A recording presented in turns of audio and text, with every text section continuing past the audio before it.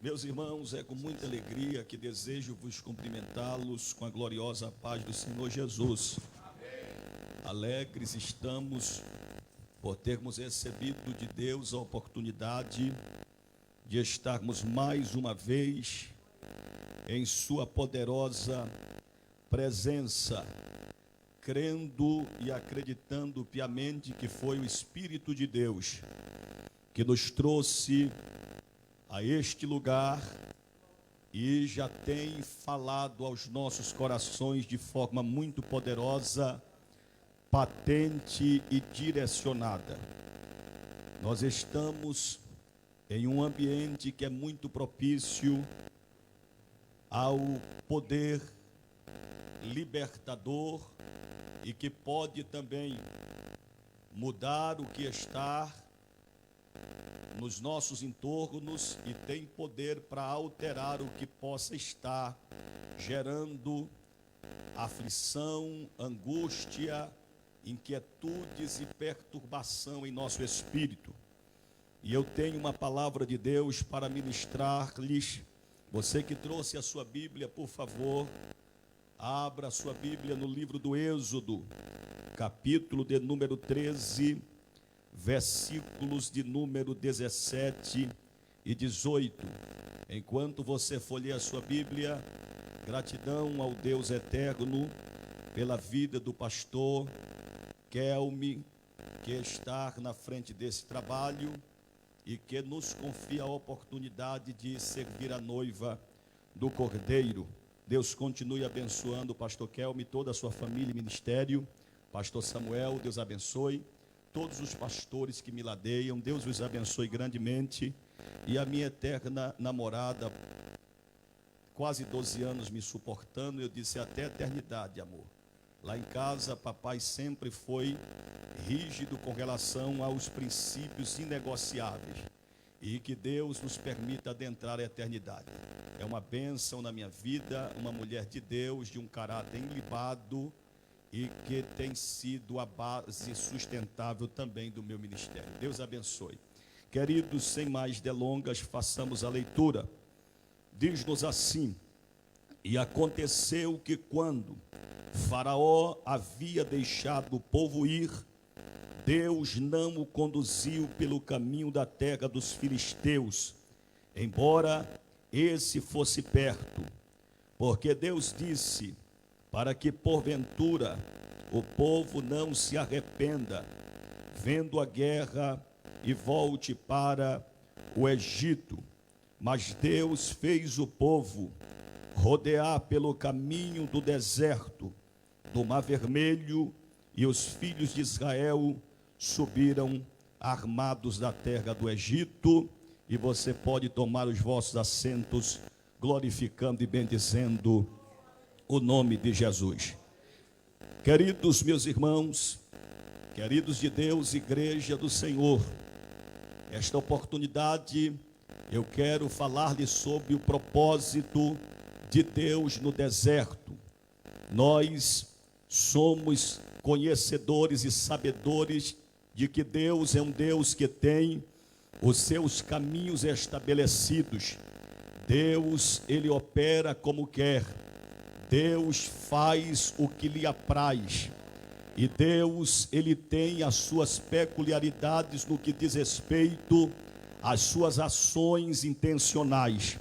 E este texto nos faz compreender exatamente a forma, a maneira que Deus se utiliza para conduzir o seu povo ao cerne de um propósito espiritual. Nós conhecemos a história da escravatura dos hebreus, que perdurou por um período de aproximadamente 400 anos dentro da casa de servidão de Faraó. A Bíblia diz que com mão forte e com braço estendido Deus arrancou, Deus libertou e resgatou o seu povo, revelando a sua glória, revelando o seu senhorio. Deus abateu os deuses egípcios e humilhou a glória de Faraó, exaltando a si mesmo como o Deus que é forte e que é poderoso na batalha e para libertar o seu povo. A Bíblia diz que o povo, eles têm um caminho estabelecido. Os hebreus têm um caminho estabelecido e Deus deseja levá-los para o deserto, a fim de que o povo pudesse lhe prestar um culto de adoração. E diz-nos a Bíblia, meus irmãos, que depois que o povo vai atravessando todo o percurso que o próprio Deus vai colocar diante dos filhos de Israel, Moisés é o libertador, é o condutor que vai levando o povo, e como todo desafio implica em algumas adaptações, Moisés precisa ensinar os filhos de Israel a confiar no mesmo Deus que os arrancara da escravidão e da mão forte de Faraó. A Bíblia diz que na condução Deus vai manifestar algumas diretrizes práticas e espirituais. A Páscoa vai ser uma das ordenanças de Deus para os filhos de Israel, pois apontaria para o grande livramento e para a grande salvação efetuada por Deus, quando Deus decidiu visitar o seu povo, respondendo o lamento de uma angústia que já perdurava 400 anos. A Bíblia diz no Salmo de número 12, estrofe 5, que por causa da aflição do justo e do gemido do necessitado, eu, o Senhor, me levantarei. E quando Deus se levanta para mudar. Quando Deus se levanta para entrar na peleja. Quando Deus se levanta, Ele entra para quebrar o arco do forte.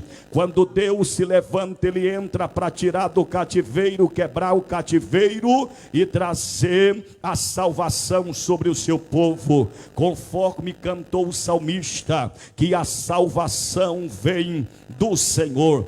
A Bíblia diz que Deus está direcionando o seu povo de maneira sobrenatural, porque o Deus que livra é o Deus também que direciona, e é Deus que está estabelecendo a localidade geográfica aonde Deus desejava ter o seu povo. E diz a Bíblia, meus irmãos, que depois deles cearem, depois deles cultuarem e celebrarem a Páscoa, Deus deu uma ordem para que eles se levantassem, cingissem os lombos e calçassem as sandálias nos pés, para que pudessem sair apressadamente. Diz a Bíblia, meus irmãos, que no capítulo de número 13, os filhos de Israel estão dentro do escopo do propósito de instrução do Deus dos céus. A Bíblia diz que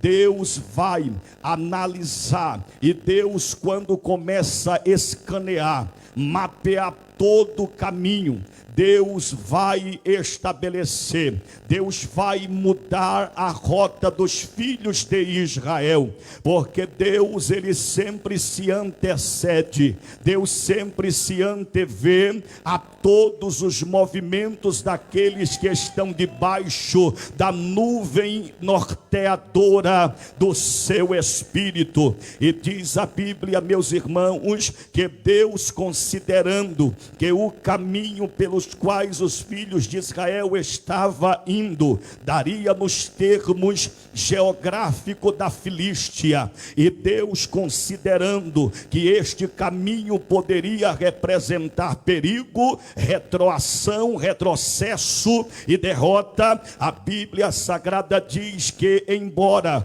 esta rota, este percurso e este caminho fosse o caminho mais perto certo que ligaria Israel, os hebreus, ao lugar da promessa. Mas Deus decide mudar a geografia, Deus decide mudar o caminho, Deus decide mudar o percurso. E quando Deus decide mudar o percurso, isto aqui nos dá a entender que o controle, a regência, a direção ainda é Deus quem dá. O Deus que liberta é também o Deus que dá direção. E nesta noite o Espírito de Deus está mapeando as nossas vidas e sabe aonde deseja nos levar e o caminho por onde deseja nos conduzir.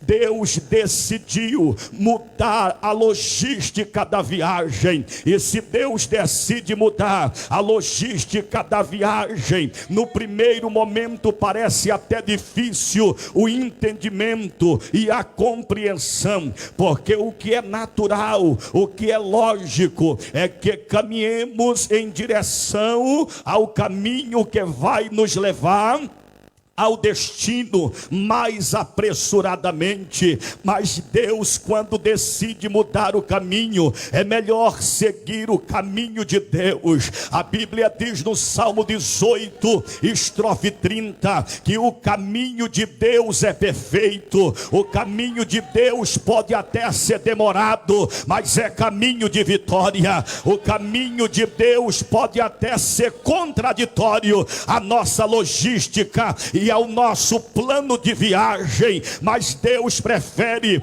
estender extensivamente o caminho e conduzir a nossa vida para o cerne do propósito, do que nós tomarmos uma decisão arbitrária e seguirmos pela nossa própria clareza, tomarmos a nossa própria direção. É por isso que quando é Deus quem guia, o caminho pode ser até mais extenso, pode ter inimigos, pode ter espinhos cravados, aleluia, a nossa frente, diante de nós, em nosso caminho, em nossa jornada. Mas se é Deus quem decidiu te tomar pela tua mão direita, descansa, porque pode até ser contraditório.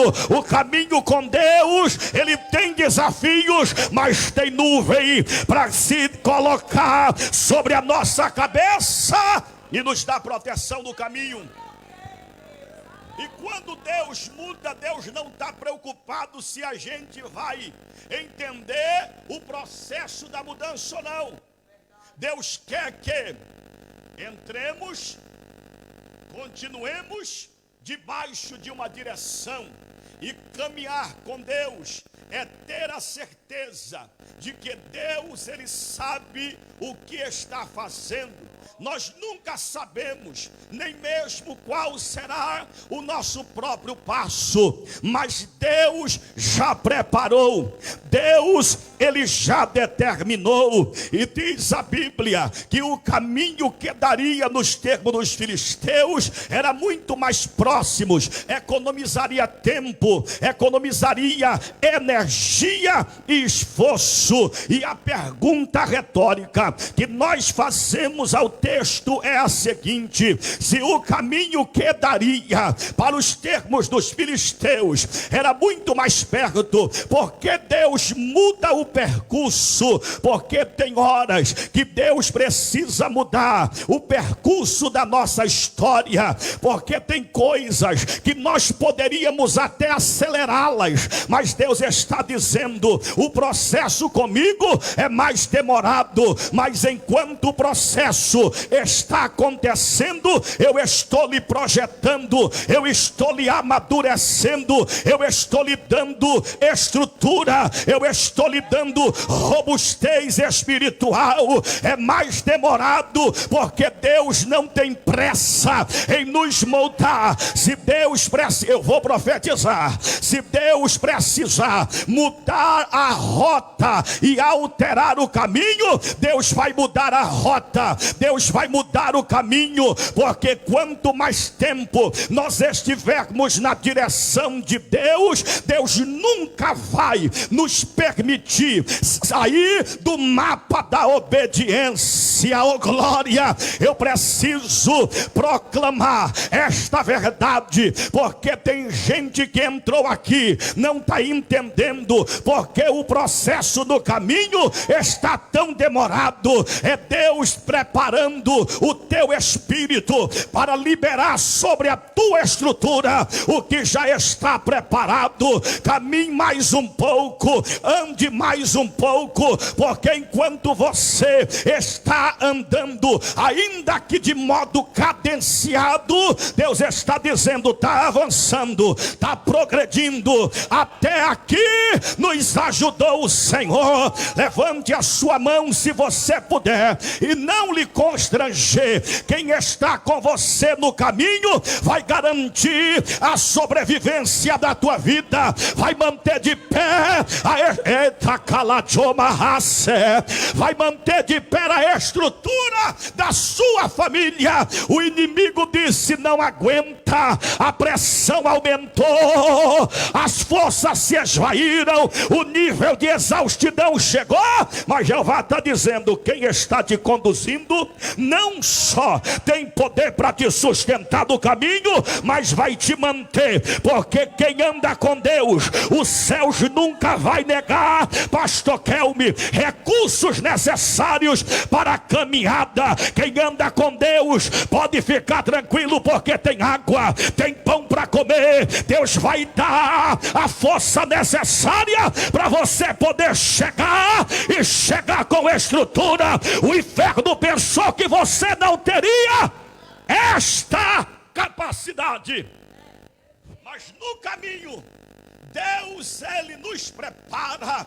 E diz a Bíblia que Deus decide levá-los por um caminho mais longínquo, por um caminho mais extensivo. Eu amo essas coisas em Deus, porque Deus não está preocupado se a nossa perspectiva vai bater com a dele, se o nosso planejamento e a nossa linha programática vai coadunar com a dele. Deus não está preocupado se de repente vai fugir algumas coisas do nosso controle. Deus, Ele quer saber se estamos dispostos a nos submetermos, aleluia, à ação operante do seu poder. E quando Deus quer mudar, Deus, Ele não pede para nós satisfação e nem tampouco opinião alguma. A Bíblia diz que Deus entende que os hebreus estão saindo de um período de flagelo,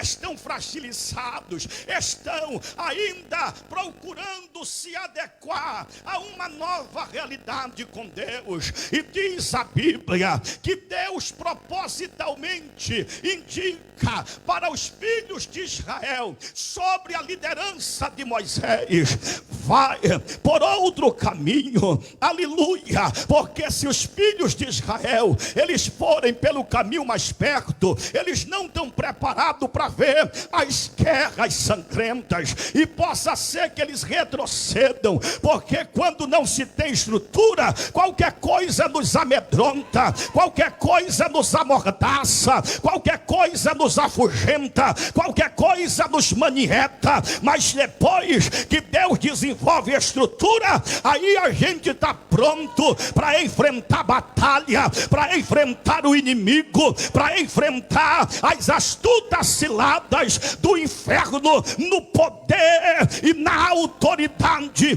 do Espírito Santo. Aí Deus disse: Moisés, eu vou fazer o povo rodear pelo deserto.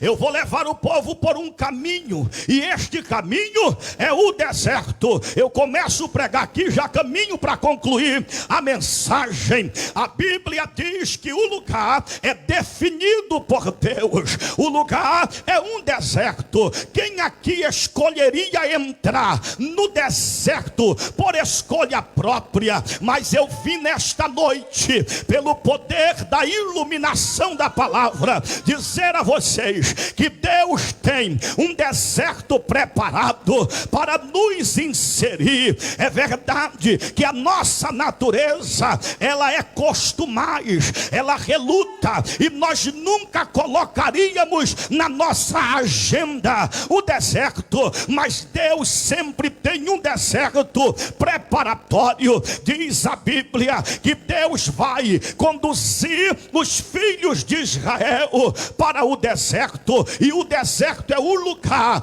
que nós olhamos com uma perspectiva assustadora, porque não sabemos o que nos espera no deserto. Mas eu posso lhe dar uma garantia: quem está te levando para o deserto, ele tem o poder da provisão em suas mãos. O deserto é o lugar que Deus, ele se utiliza para nos colocar na medida do céu, na forma espiritual. O deserto para nós parece ser aterrador, parece ser um lugar impróprio, um lugar, aleluia, que ninguém escolheria estar. A própria palavra deserto, dentro da linguagem do dicionário Aurélio, fala-nos de um lugar inóspito, um lugar desabitado. Mas o que eu acho interessante é que, na perspectiva interpretativa da palavra deserto, o significado vem do termo hebraico midbar. Midbar pode significar campo aberto, discurso, santuário, ou aonde Deus coloca as coisas em ordem. Então o deserto tem todas estas variações. O deserto, ele tem estas conotações, porque o deserto é o midbar de Deus. O deserto é o lugar aonde Deus nos insere, é onde Deus nos inocula, a fim de que ele possa construir um santuário espiritual. Só que a palavra midbar também significa discurso, porque deserto é o lugar que Deus fala e quem está dentro dele se cala. Nós temos esta tendência, e às vezes tensionamos, pastor Samuel, discursar, debater com Deus. Aí Deus olha para nós, meu pastor, em nossa pequenitude, e diz: eu tenho um midbar para você, e no midbar eu vou erguer um santuário de adoração. No midbar você não vai ter palavras para falar, mas eu vou me colocar dentro desse santuário para discursar com você. Eu quero pregar para quem está dentro de um deserto, mas dentro desse deserto Deus está dizendo: eu estou lhe construindo e lhe edificando como santuário. No deserto você pode não ouvir a voz dos homens, mas no teu deserto Deus vai bradar. O deserto tem esta conotação, porque não obstante deserto esteja atrelado e correlacionado ao lugar que Deus constrói santuário e aonde Deus discursa.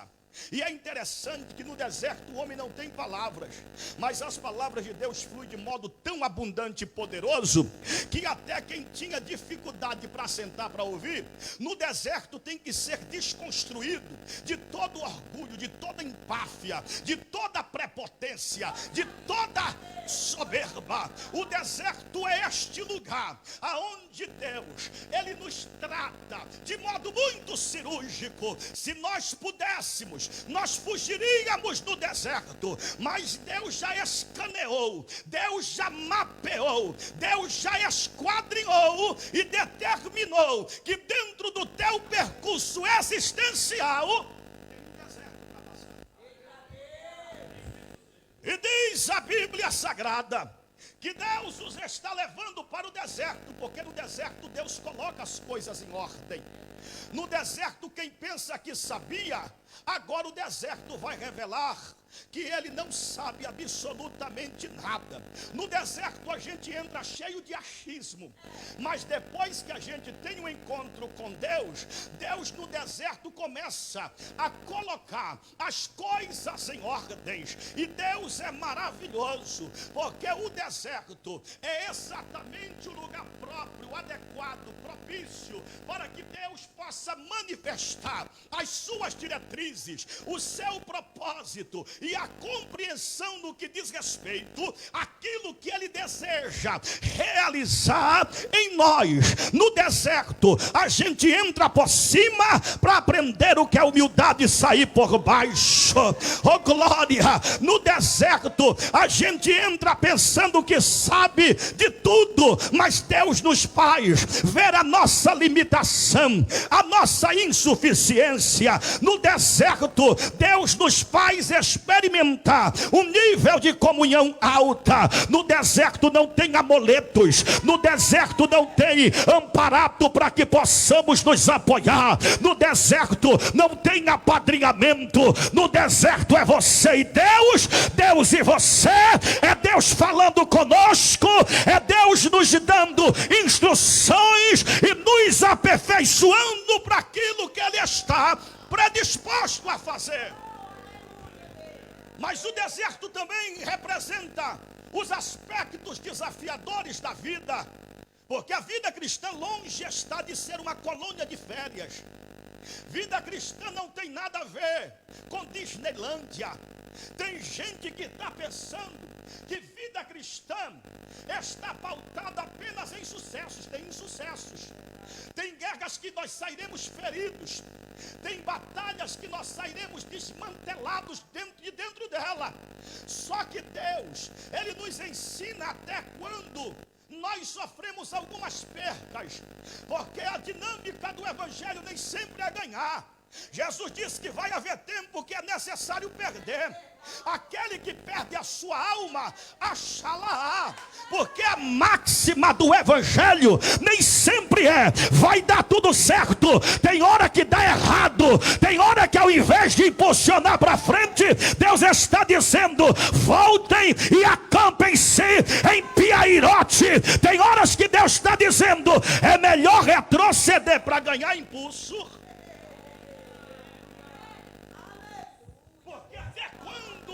Retrocede, Deus confunde o inimigo. E retroceder nem sempre significa estar perdendo a direção. É Deus dizendo: retroceda, ganha impulso, porque é melhor dar 2 passos para trás e avançar de modo progressivo do que continuar e perecer do caminho. Oh glória! Deus tem esta didática pedagógica. Deus, Ele nos coloca dentro de umas situações que para nós são situações até anormais. Mas Deus trabalha dentro dessas anormalidades, porque Deus tem este caráter paradoxal. Primeiro descemos os pendores, para depois entendermos a subida dos degraus. Primeiro Deus nos leva ao deserto das lágrimas, a fim de nos ensinar o valor do lenço que nos consola. Mas no deserto com Deus, aleluia, pode até não ter alguém para servir de sustento, mas tem um Deus que nos sustenta com a provisão do alto. Porventura poderia Deus preparar uma mesa no deserto? Assim diz o Senhor: no deserto tem tratamento, mas também tem cura. No deserto os recursos da terra não funcionam, mas os recursos dos céus, eles prevalecem. E eu posso lhe dizer uma verdade: ninguém sai do Egito para entrar imediatamente em Canaã. Talvez dentro deste viés, Deus está aprofundando e sedimentando as nossas bases espirituais, Deus está nos dando esta base estrutural, a fim de suportarmos aquilo que está em processo de construção.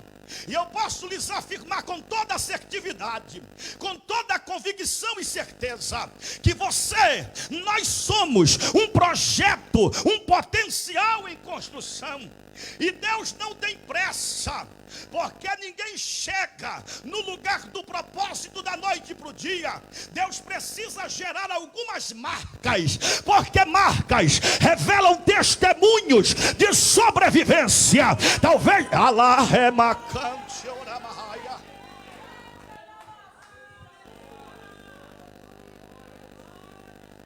então nós precisamos estar preparados para entendermos e absorvermos este conceito de adaptabilidade, porque Deus está nos dando esta capacidade de adaptação. Irmãos, quem sobrevive, meu pastor, no deserto, não tem ambiente mais hostil. No deserto tem serpente, tem chacais, meu príncipe, tem víboras, tem toda sorte de circunstâncias adversas que às vezes nos sobrevêm, meus pastores, a fim de tentar nos circunstanciar dentro de uma redoma de medo e de desespero. E meu tempo já está indo embora. Mas dentro de todo este conceito de deserto, o deserto é o lugar que Deus escolhe a fim de nos desintoxicar de todas as iguarias do Egito. Porque no Egito tem uma dieta que se contrapõe à dieta de Canaã. Mas eu estou sentindo Deus na palavra.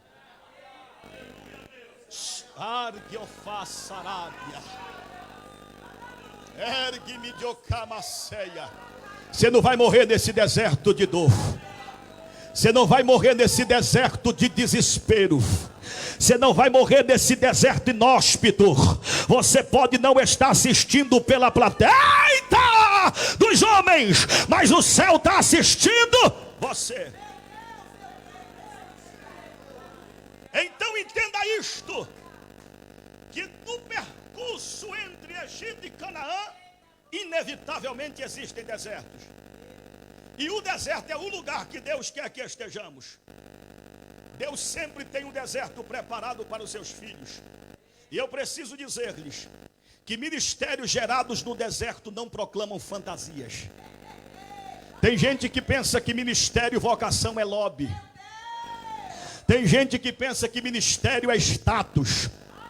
Tem gente que pensa que ministério é título nominal. Mas ela amarra série que eu faço Arábia. Mas Jeová está dizendo: eu estou treinando uma geração que está entendendo que vida cristã está longe de ser fantasia. Vida cristã com Deus implica em desertos, em renúncia, em santidade, em termos que abrir mão dos recursos da terra, a fim de experimentarmos os recursos dos céus. Quem é que não se lembra de José? José enfrentou os seus desertos. A cisterna foi um deserto. José sendo vendido, um deserto. José jogado dentro da cisterna de 8 metros de profundidade, um deserto. José vendido novamente no Egito como escravo para Potifar, um outro deserto. José sendo jogado na masmorra, deserto. Mas quem sobrevive ao deserto, Deus o estrutura para viver no nível de liderança de governo em uma terra estranha. Quem é que não se lembra do deserto de Ana? O deserto de Ana foi a sua esterilidade, mas depois do deserto,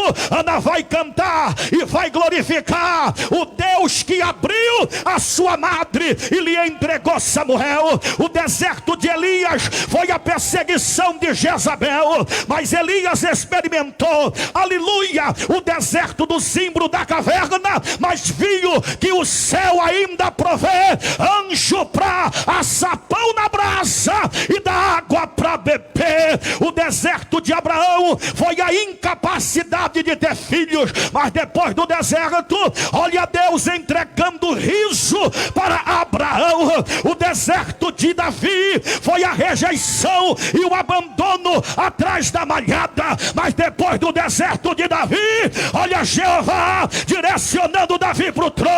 Oh glória, o deserto de Jesus foi Satanás tentando. Fiquemos sobre os nossos pés. O deserto de Jesus é Jesus sendo tentado em 3 níveis. Se tu és o Filho de Deus, tentando colocar dúvida na identidade de filiação do Filho concernente à paternidade do Pai.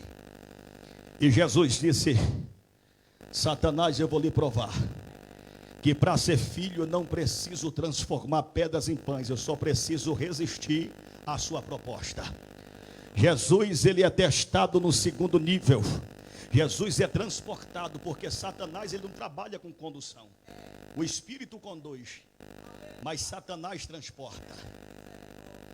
Jesus, ele tem outros, Deus tem outros meios de condução, porque quem transporta, transporta com perigo. Mas quem é conduzido pelo céu é com segurança. Lança-te daqui. Jesus está entendendo que não precisa se lançar de cima para baixo, porque entende a posição que está e a posição que possui. Jesus, ele vence a tentação da subida, e nessa tentação tem muitos caindo. Nesta tentação tem muitos fracassando, porque é tudo em nome do poder, é tudo em nome do estrelismo, é tudo em nome da posição. E Jeová está dizendo: tem muita gente subindo pelos viés da fama, do estrelismo, e o céu está dizendo: não é isso que eu estou promovendo. Tem muita gente que está chegando, o problema não é chegar, é saber quem o levou. Só que Jesus, ele entende. Satanás tenta distorcer, porque Satanás, ele é um exímio psicólogo. Ele quer nos convencer e nos derribar naquilo que ele sabe que nós apreciamos. Mas quando se tem resistência fomentada do deserto, a gente consegue ter o mesmo comportamento que Jesus tivera diante de Satanás. A Bíblia diz que Satanás vai propor: lança-te daqui abaixo, porque está escrito que aos seus anjos dará ordem a todo o teu respeito. Jesus, ele vai vencer no 2º nível da tentação no deserto. Enquanto tem uma geração caindo por causa da fama, por causa dos altos cachês, por causa das propostas tão sedutoras, Jesus está nos ensinando que é possível alguém ficar de pé em um ambiente onde é comum tantos caírem. Jesus está se mantendo firme e resiliente. E Jesus vence esse 2º nível de provação.